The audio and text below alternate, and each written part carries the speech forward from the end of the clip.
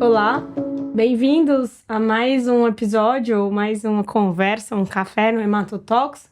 Meu nome é Thaís Fischer, né? Eu sou médico oncohematologista e juntamente com a Natália, no nosso papo um pouco sobre hematologia em dose dupla, né? Então, o Hematotalks está disponível no Spotify, na íntegra e no YouTube. E aqui no Instagram a gente consegue ver pequenos cortes. E hoje o objetivo é a gente conversar sobre leucemia linfocítica crônica. A LLC. A tão famosa LLC.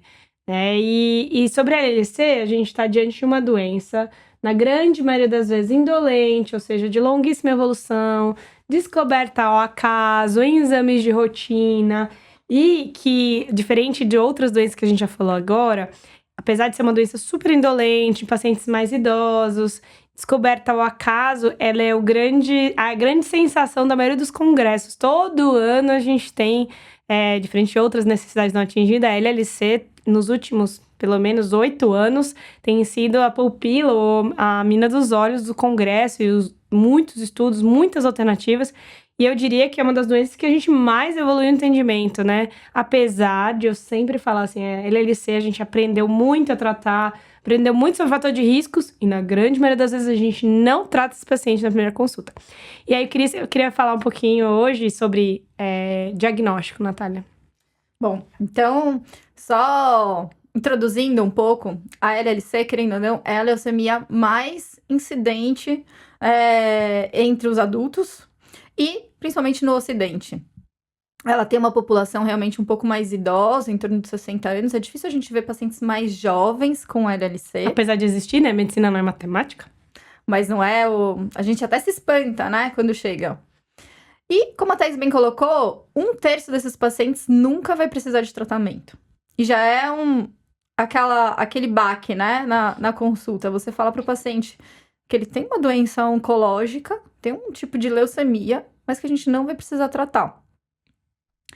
E aí, os pacientes sempre falam assim, bom, mas a gente não vai fazer nada? Não.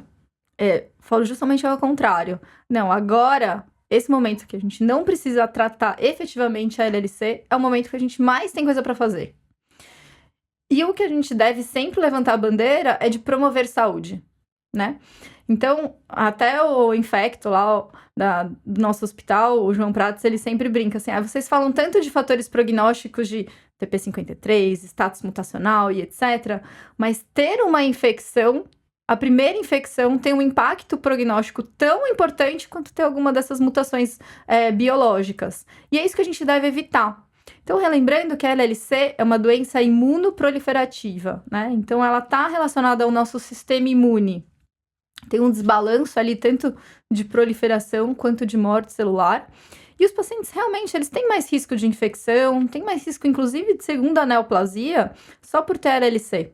Foi até das coisas que a gente avaliou no meu mestrado, na Santa Casa, que essa desregulação imune do início do diagnóstico vai levar a um tratamento mais precoce ou, inclusive, mais complicações e, principalmente, infecção que tá aí. Então, nesse momento que a gente ainda não precisa tratar a LLC, a gente deve fazer todas as vacinas. Então, as vacinas iguais a gente já comentou aqui, principalmente de infecção de via aérea, né? Então, gripe, pneumonia, mas também zóster e as outras vacinas. Fazer atividade física, eu encho muito os meus pacientes em relação a isso, mas porque in vitro a gente já conseguiu demonstrar que você melhora ali o perfil celular da LLC. Em vivo é difícil a gente comprovar isso, mas obviamente que a gente promover Tem muitos saúde fatores confundidores, né? É relevante. E outra coisa que eu também gosto muito da gente ficar atento é em relação às segundas neoplasias. Então, a gente não tem um screening diferente para os pacientes da LLC, mas a gente deve sempre reforçar mamografia, avaliação dermatológica anual, pelo menos, colonoscopia e próstata para esses pacientes. E depois a gente passa para as indicações de tratamento. Tá, então assim, só voltando um pouquinho em termos técnicos, o que é a leucemia linfocítica crônica, né? É a presença de mais do que 5.000 linfócitos clonais no sangue periférico, diagnosticados por imunofenotipagem, ou seja, ver essa célula, ver os receptores celulares dela e ver se ela classicamente, né, CD5 positivo, CD23 positivo. E eu queria lembrar que tem 2 diagnósticos diferenciais que a gente nunca pode esquecer quando a gente está diante de uma LLC, que é o paciente tem que ter menos do que 55% de prolinfócitos, porque senão a gente está diante de outra entidade, que é a leucemia prolinfocítica, tá? E também da linfocitose B monoclonal, que é menos do que 5.000. Eles têm clonais, uma condição pré-LLC, né? E que existem outros diagnósticos, que são as neoplasias, CD5 positiva, que não fecham como manto, marginal, linfoplasmocítico. Então, eu acho que eu sempre falo também nas consultas que é muito importante você dar nome e sobrenome, saber exatamente onde você está pisando, porque o melhor tratamento é baseado no melhor diagnóstico.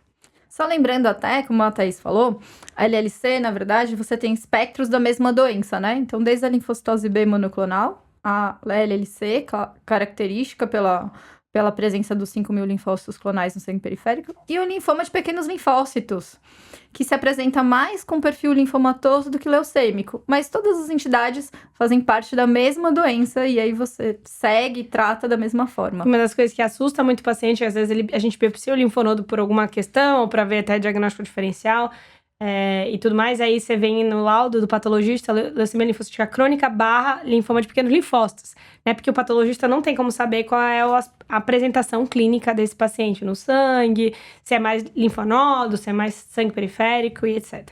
Então, pela YWCLL, que é a nossa referência para estabelecer diagnóstico, então a gente tem que ter mais 5.000, menos 55 prolinfócitos, não é, assim, lógico, avaliar sorologia, avaliar outras condições clínicas desse paciente, reforçar imunologia, reforçar a questão das vacinas e lembrar de forma muito importante, porque a gente tem nos guidelines a questão do status mutacional, né, que é a cadeia pesada da imunoglobulina e o TP53, mas que eles não devem ser feitos ao diagnóstico somente quando a gente atinge critérios de tratamento, que a gente também vai falar aqui.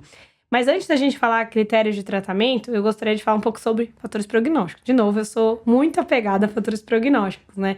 Assim como o mestrado da Natália foi de LLC, eu estudei fatores prognósticos, modelos, então por isso eu sou muito apegada a eles no meu mestrado, que foi o CNS-IPI. Então, o que a gente tem de fatores prognósticos estabelecidos para LLC?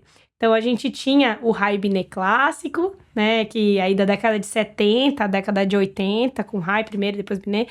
E aí, que é muito reprodutivo, né? Sim, clinicamente. Sim, consegue separar bem o joio do trigo, né? Quem é o que vai bem, quem vai mal. E você só precisa de exame físico e laboratório. Né? E um hemograma. Assim, não precisa de nada demais. E o que o Raib-Binet basicamente mostra é a história natural da LLC, né? Então, se o paciente tem só linfocitose, ele tem linfonodomegalia, até o momento que ele vai ter hepatosplenomegalia, anemia, plaquetopenia, que é o critério pra gente pensar em tratamento, dentre outras coisas. Então, o paciente é sintomático da LLC, ou seja, tem anemia, ter plaquetopenia, ter organomegalia, né, ter sintomas constitucionais, são o que a gente vai pensar para tratar esses pacientes. Lembrando que, diferente de outros linfomas, isso aqui não é um preto no branco, né? Eu sempre falo, eu começo a conversar sobre tratamento com meus pacientes falando, você está chegando perto de tratar. Então, é um processo, é lento, na grande maioria das vezes. Óbvio que a gente tem as suas exceções explosivas, etc., né? Mas na grande maioria das vezes você consegue observar que o paciente está chegando próximo de tratar, né? De precisar ser tratado. Então, é algo que você consegue planejar muito bem. E aí, a gente sai do Raib-Binet na década de 70 e 80. Eu não tenho foto com o Heine e com o Binet, mas a Thalita fica super feliz nas aulas, que ela sempre tem foto com o Binet ainda continua, né? Eu tenho com o Rai, no Ash. Encontrei ele no meio do Ash e falei, não vou perder essa oportunidade. Perguntando, né? Enfim.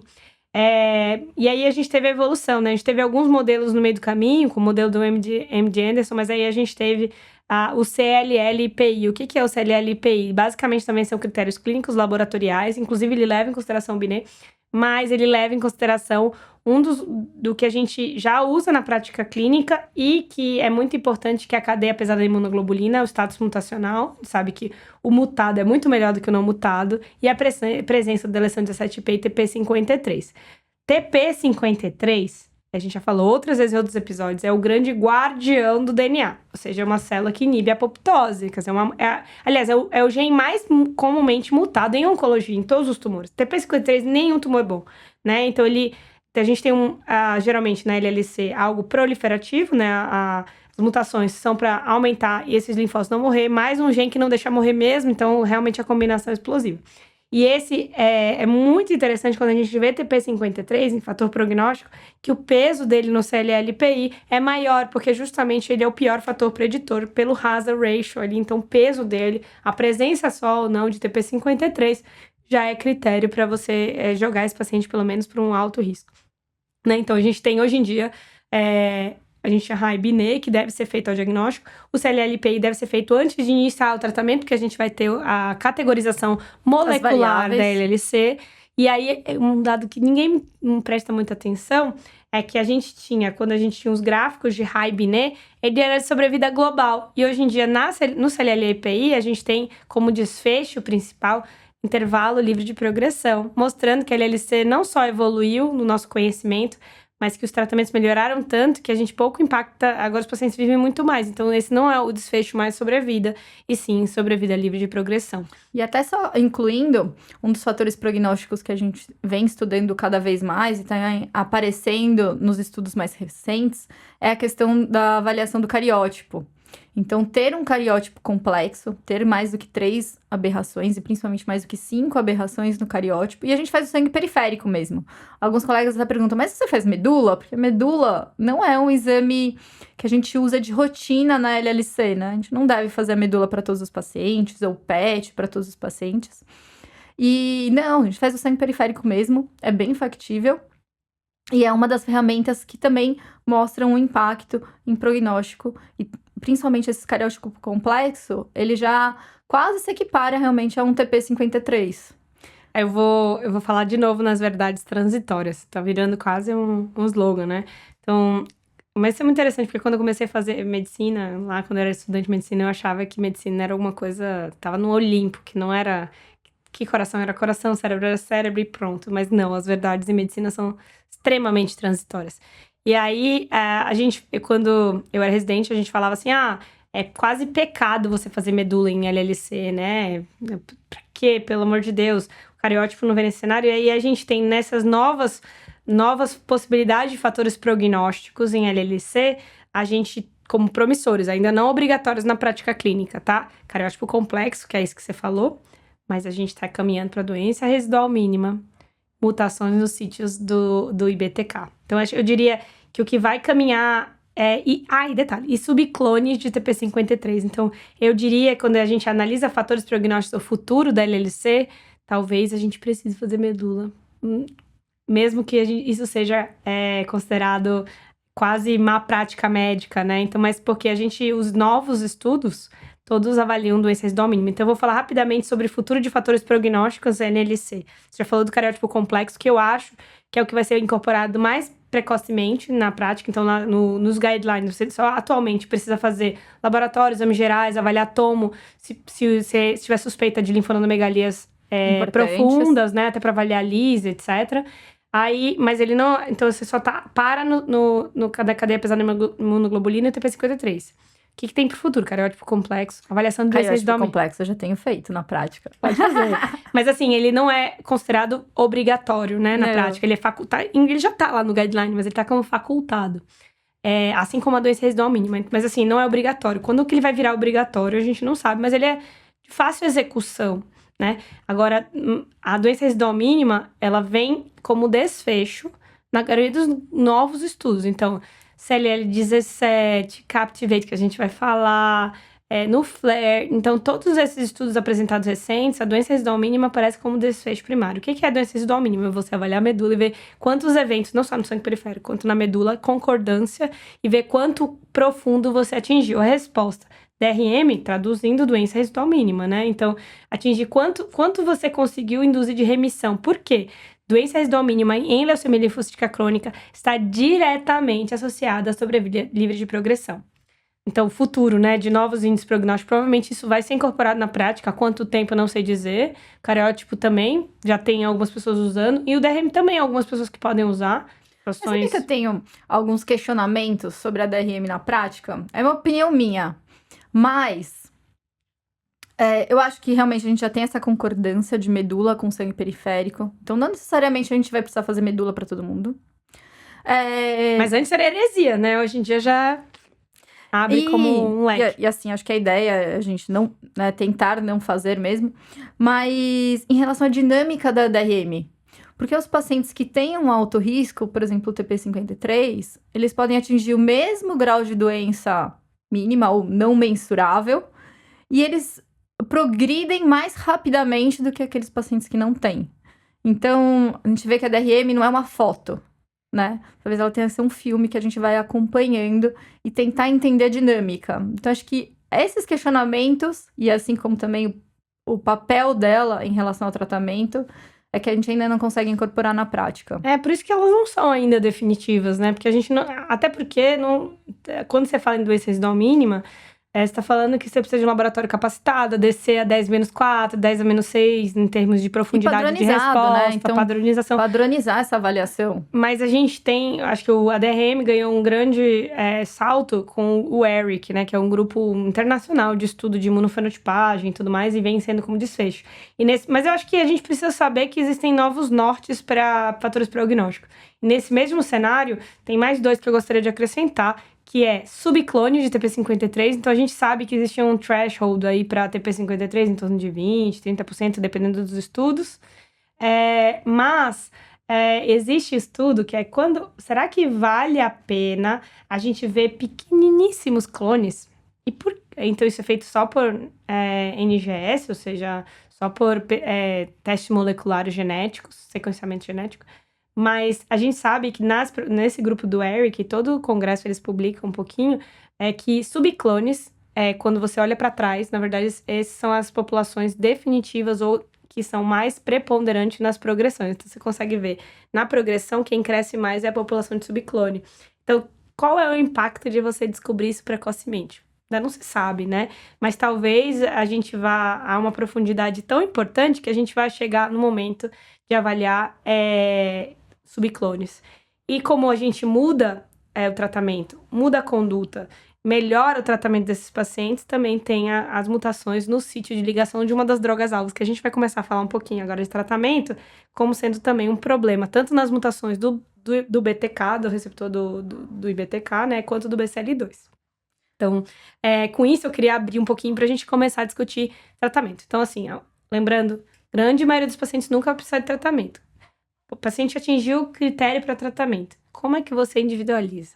Bom, então assim, até tentando, né, caminhando junto com essa evolução da LLC, desde então conhecer a doença até a questão de tratamento, todo ano, assim, com frequência, a gente vê os estudos tentando trazer um tratamento mais precoce. Que é isso que os pacientes questionam pra gente, né? Poxa, eu já identifiquei a doença, por que eu não posso tratar de forma mais precoce? Vou precisar esperar ela se mostrar, se tornar sintomática para então começar a tratar?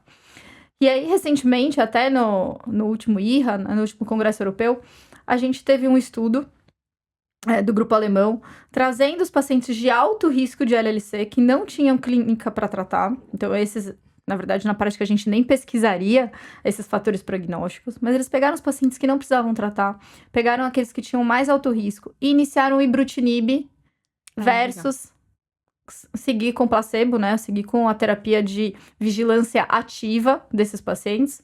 E no final, mostrou que não teve impacto, realmente. A gente não ganhou em sobrevida global. Reforçando o que a gente já sabia, né? Não precisa ter pressa para tratar essa doença. Então, a gente precisa tratar quando esses pacientes têm indicação para tratar. E qual é a indicação? Então, na contramão de pesquisas e cada vez, né, coisas mais robustas, a gente precisa tratar, a indicação continua sendo clínica. Então, não tem nenhuma ferramenta revolucionária para indicação de tratamento. A indicação continua sendo clínica. E baseado o quê? Baseado em anamnese, ou seja, a gente precisa conversar com os nossos pacientes, exame ver físico, fadiga, cansaço e hemograma. Quando traz impacto, os pacientes começam a se tornar mais sintomáticos, com perda de peso, febre, sudorese noturna, fadiga. Por isso que é bom a gente conhecer o paciente e ver, poxa, esse paciente jogava tênis, estava ativo, né, e hoje ele não consegue mais fazer essas atividades.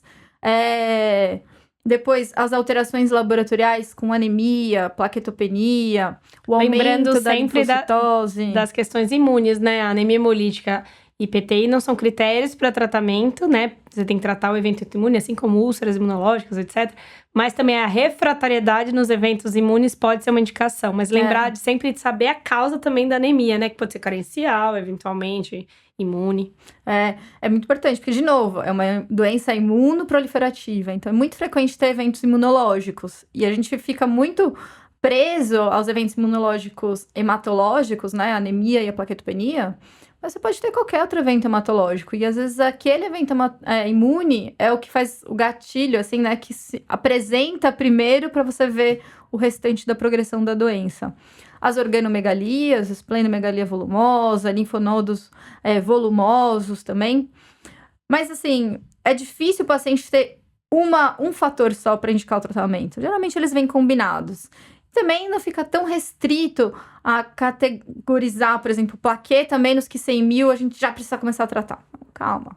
E nem o número de leucócitos, né? Porque isso a gente aprendeu muito com o Grupo Brasileiro de Estudo de LLC e no SUS também, que a gente consegue ver que pacientes que não é 200 mil, 300 mil, se ele não tiver impacto naquilo, né? A gente sabe que o linfócito da LLC ele é um linfócito pequeno, maduro, ele não cursa com hiperviscosidade, então assim, você pode... Não é o número que manda, Não né? é um número.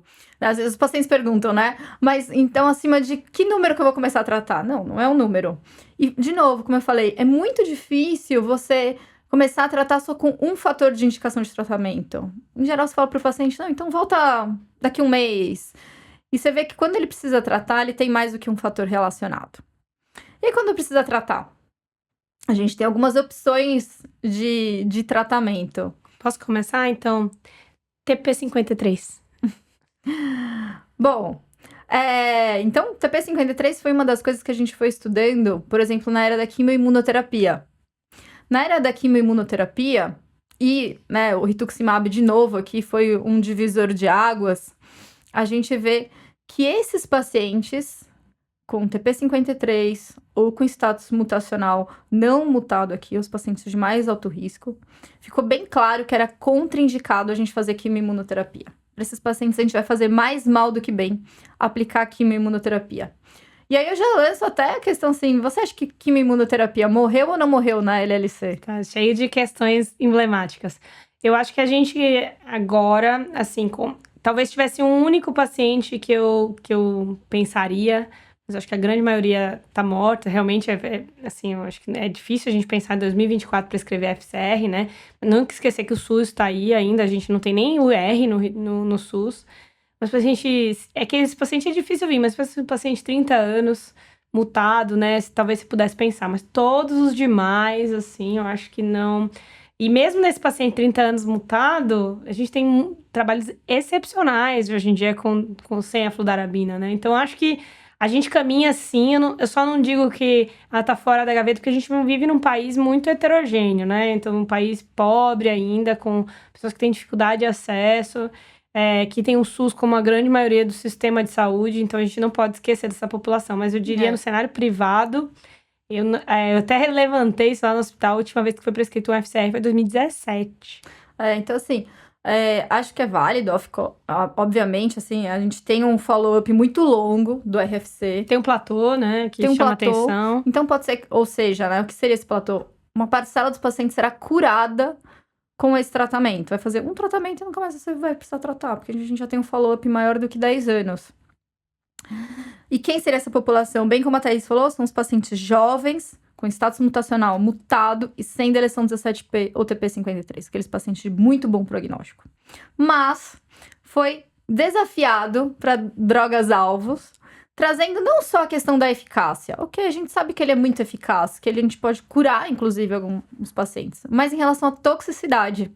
E aí, por exemplo, no estudo do CLL13, que ele compara com grupos com venetoclax, a gente vê que mesmo com a mesma eficácia, comparando aqui com rituximab e venetoclax no estudo, que é um tratamento inferior do que com obinutuzumab, que é um anticorpo realmente com um papel mais importante na LLC, a gente tem mais toxicidade por conta da fludarabina.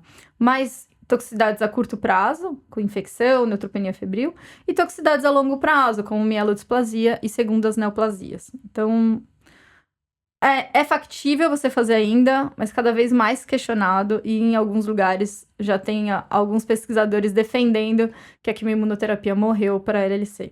Isso quando a gente fala dos jovens. Quando a gente fala de paciente idoso, Aí definitivamente acho que morreu, tanto por eficácia quanto por toxicidade. E quais são as drogas-alvos que a gente tem? Acho que você podia começar falando com inibidores de BTK, porque essa é a linha do tempo mesmo, né? Uhum. Então, assim, só para lembrar e fazer um resumo, então a gente tem um paciente com LLC, a gente fez o status mutacional, né, que é o mínimo, é fazer a cadeia pesada da imunoglobulina TP53, e a gente separa por risco, né, que foi o CLLPI. A gente definiu aqui, então, falou um pouquinho sobre quimioimunoterapia, e aí vai falar agora, mas antes de falar sobre BTK, eu gostaria de separar que existem agora duas modalidades, né? Assim, quando a gente fala no histórico natural, o IBTK revolucionou o tratamento da LLC. Então, quando a gente vê os trabalhos aí de 5 anos atrás apresentados no congresso, foi assim, 5, na verdade o ibrutinib já tem 10 anos, né? Foram, assim, assustadores, né? Mudando o prognóstico de paciente com GHV não mutado, que era muito pior do que o mutado, equiparando o não mutado ao mutado, né? Só que inicialmente a ideia era que ele fosse usado de forma para a vida inteira, contínuo, né? Então, a gente sabe que não é para a vida inteira porque existem taxas de progressão, mas ele é usado para a vida inteira. Então, ele revolucionou o tratamento. O problema é que there's no free lunch, ele tem eventos adversos, os principais: sangramento e alterações cardiovasculares, especialmente hipertensão, fibrilação atrial. Então, no caminho, ele é extremamente eficaz, muito importante para o GH não mutado, né? Se tornou aí uma prescrição padrão por muito tempo. E aí o problema que incomodava todo mundo é que era um tratamento pro resto da vida e que existiam efeitos colaterais e eventos adversos contínuos, né? E aí a pena daquela coisa do paciente ter resposta, ter eficácia e acabar descontinuando o tratamento por evento adverso. E aí a gente lança, então, ou começa-se na linha do tempo, né? Da quimioterapia, adição do anticorpo monoclonal e BTK, o caminho de fazer.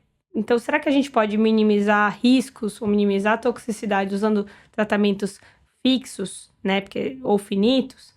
E aí, nesse cenário, então, no tempo de doença, olhando a histórico da LLC, a gente começa a caminhar para. Então, eu vou tentar aprofundar a resposta e aí para ter tempo livre de tratamento. E aí veio nesse cenário de tratamentos fixos, primeiramente com CLL14, obinutuzumab e venetoclax, né, que é para pacientes em primeira linha de tratamento, rituximab e venetoclax em pacientes refratários recidivados. E aí esse esquema mostra, uma opção para os pacientes não ficarem sem tratamentos para o resto da vida, ou contínuos, ou por tempo ilimitado, né? Com excelentes taxas de resposta, né? Excelentes durabilidade de resposta, traduzindo aí em torno de um PFS de 5 a 9 anos, né? O paciente vai ficar muito tempo sem precisar de um segundo tratamento. Então, e aí, posicionando definitivamente, já olhando para trás, o obinutuzumab como droga definidora, assim, a melhor droga para LLC mesmo. Um anticorpo anti-CD20, realmente aqui é onde ele mais ganha espaço. E aí, depois dessa era, né, olhando cronologicamente, a gente teve a publicação e a aprovação no passado, no Brasil, de uma outra combinação, né, totalmente oral agora, ibrutinib, venetoclax, também para desafiar esse elemento fixo, com excelente taxa de resposta, excelente doença residual mínima. É muito interessante, porque o ibrutinib sozinho, ele não atinge doença residual mínima, ele bloqueia, né, a droga. Então, por isso que ele deve ser usado de forma contínua. Exatamente. E aí, a associação dos dois tem altíssima taxa de doença residual mínima. Então, a gente caminha, nesse momento, para a grande maioria dos pacientes, a gente preferir tratamentos fixos ou finitos, né? Mas existe uns cenários que você dá preferência ainda para o IBTK mono. Que é justamente o TP53. Então, quando a gente pega Voltamos ao começo da pergunta, né? Voltamos ao começo da pergunta. Quando a gente pega os pacientes que têm essa mutação, né? Então, ou da lição 17P, ou TP53E, ou não, TP53, esses pacientes a gente vai pior. E aí, a gente observa que o tratamento contínuo é melhor. E aqui, de novo, assim, uma questão pessoal. Eu não acho que é só pela via de sinalização. Eu não acho que é porque a gente tá inibindo o BTK e não tá, por exemplo, inibindo o BCL2.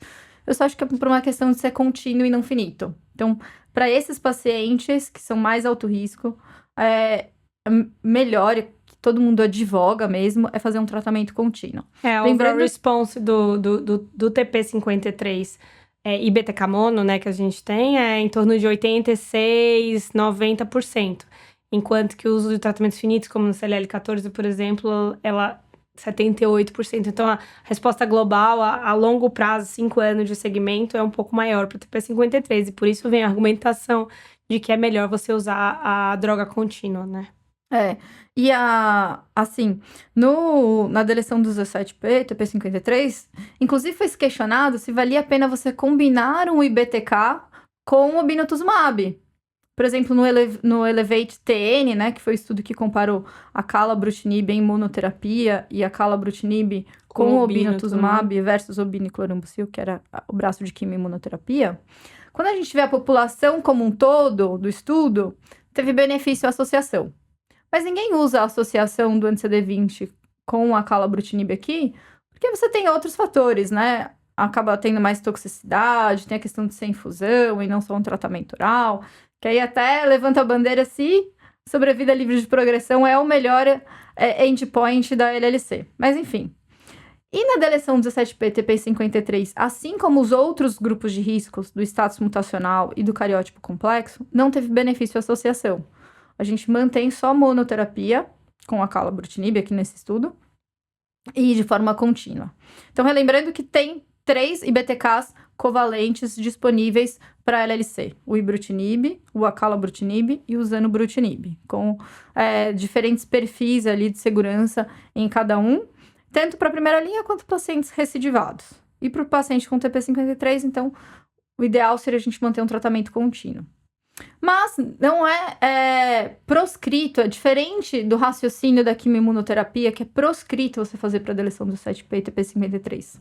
Então, as combinações com veneto, você tem um endpoint de sobrevida livre de progressão menor, mas você tem outros benefícios, né? Que seria menos exposição à droga, resistência celular, toxicidade, você disponibilizar um tempo livre de tratamento e melhor qualidade de vida. Então, de novo, se só sobrevida livre de progressão é o endpoint da LLC e não todos esses fatores combinados. Eu costumo falar que, na verdade, em 2024, você tem autorização para qualquer esquema TP53, né? Obinutuzumab venetoclax, Itux venetoclax, ibrutinib venetoclax. Você tem autorização, tem pequenas parcelas em todos os estudos de análise, né? Mas o que a gente está falando aqui é que são as melhores taxas de resposta. Mas assim, você pode lançar mão de... Você tem liberdade de lançar mão de qualquer uma dessas combinações. Tem um cenário que eu acho que vale a pena fazer IBTK mono fora do TP53.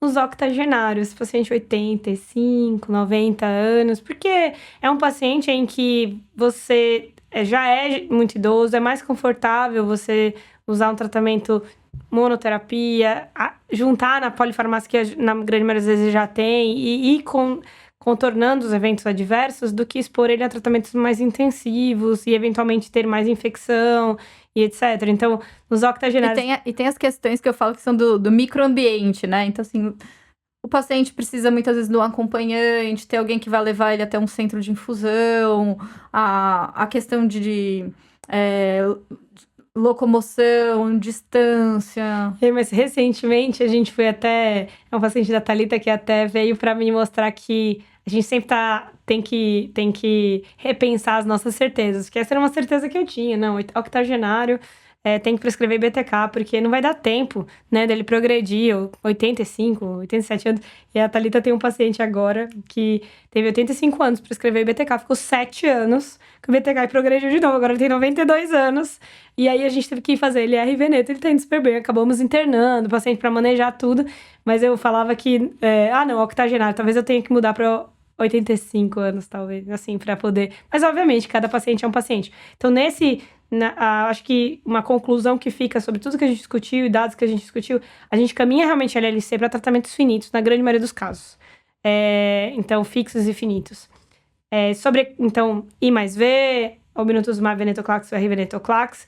O único adendo aqui do I mais V, que é ibrutinib, venetoclax, é realmente o perfil de toxicidade cardíaca do Ibrut, que vem sendo questionado e por isso não foi autorizado nos Estados Unidos, né? Não tá na bula, mas tá na bula brasileira. A vantagem é que é por tempo limitado, então é um pouco mais fácil você manejar. Mas assim, fixos e finitos como prioritários para a grande maioria, para você tirar o paciente de um tempo da droga, né?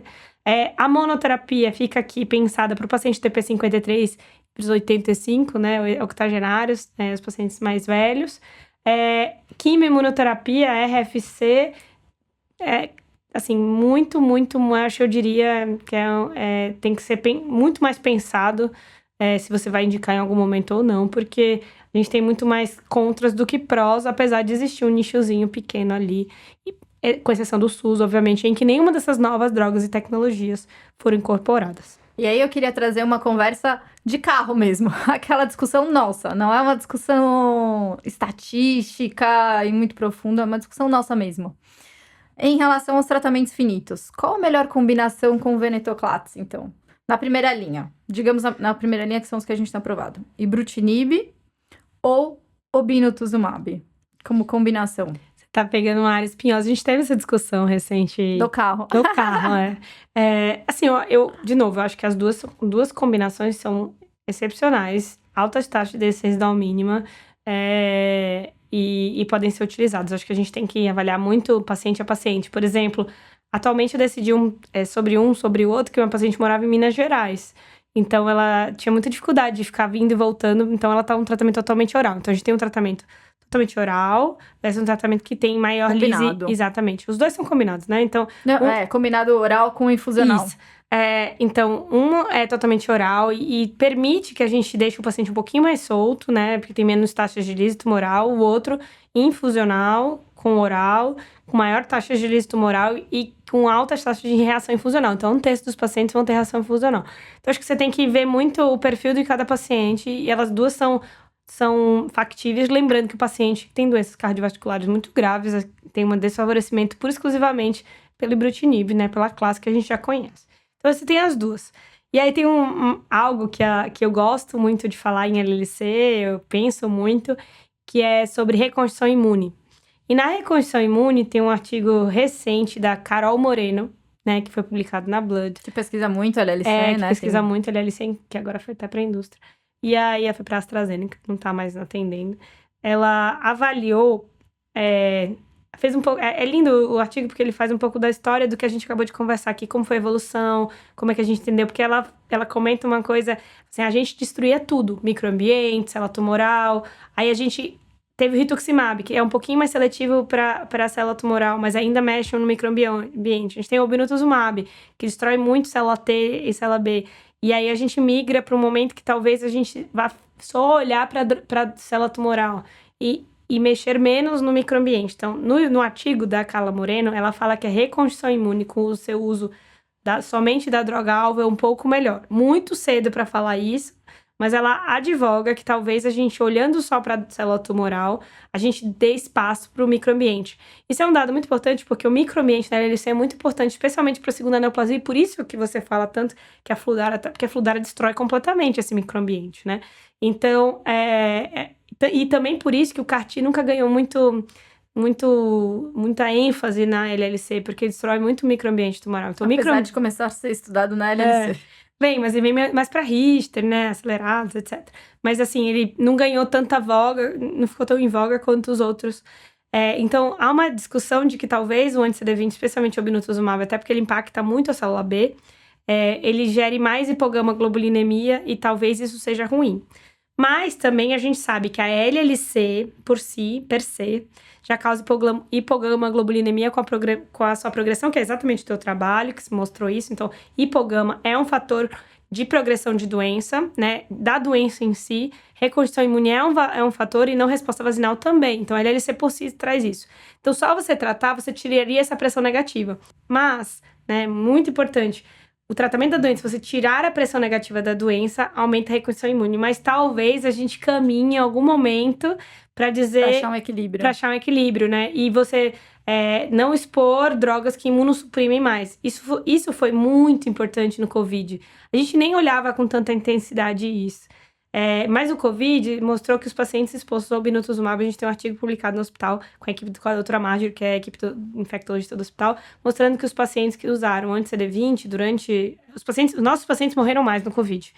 Os nossos pacientes tiveram mais Covid prolongado. E os pacientes expostos ao anti-CD20 mono ou manutenção, eles tinham menos soroconversão e se mostravam como Covids mais graves. Então, tiveram mais taxas de UTI, ventilação mecânica. Não teve diferença de mortalidade, mas de duração hospitalar e de necessidade de intervenções maiores. Então, fez a gente pensar muito se a gente deve realmente usar questionar o anti-CD20. Mas acho que não é nem tanto o anti-CD20. Eu acho que é questionar a reconstrução imune e levar a reconstrução imune como também uma característica de você pensar no tratamento, para você escolher o tratamento desse paciente. Então, colocando meu ponto de vista, o que eu acho bom, a gente tem, então, 2 escolhas como debulk, né? Lembrando que nos 2 estudos, você primeiro começa com ibrutinib ou com obinutuzumab, e depois que você associa o venetoclax. Então, essa fase inicial, que seria para enxugar a doença, muito né, que é o inteligente, debulk, né? é que você pode escolher qual das 2 opções você vai usar. O uso do obinutuzumab realmente dá uma linfodepressão muito rápida. Então, às vezes, um paciente mais frágil, um paciente que tem uma carga tumoral maior, ele vai ter mais eventos adversos com o obinutuzumab do que com o ibrutinib, que você tem um controle mais lento da doença. Então, menos efeitos colaterais. A questão de lise tumoral, querendo ou não, a gente sabe que hoje era muito preocupante no início do venetoclax, hoje é menos. E aqui, lembrando de novo, não é nem no venetoclax, né, que vai ter lise, seria no obino ou no ibrutinib. Com o obino, a gente tem mais, então, mas é pouco isso, é 1%. E com o ibrutinib praticamente não tem, assim, tem um outro caso relatado. Mas também, pacientes com ou então alteração da função renal, ou mais risco de lise tumoral, a gente precisa ficar atento. Os cardiovasculares com ibrutinib, como você falou. Então, eu acho que a gente caminha pela escolha aqui mais pelo perfil clínico do paciente do que pelo perfil biológico da doença. E os estudos são muito diferentes, então é difícil a gente equiparar e nem deve comparar indiretamente, assim. Então, acho que a gente vai escolher mais pelo perfil clínico. E aí, depois, uma discussão seria da jornada do paciente. Qual é o impacto, né? Tem algum impacto, por exemplo, você começar com um BCL2, depois usar ibrutinib, um IBTK, né? Ou começar com o IBTK e depois usar o BCL2, começar junto, vai poder, depois, que vai queimar as 2 opções de tratamento? Então, lembrar que um não anula o efeito do outro. Os grandes estudos acabavam não entrando, né? Não entrava paciente que já tinha sido exposto a uma das terapias-alvos. A gente vê nas análises já de segmento. Mas o que a gente vê é que um alvo não interfere no outro. Então, não é porque usou ibrutinib primeiro, usou IBTK primeiro, que você vai ter uma resposta pior com BCL2 depois.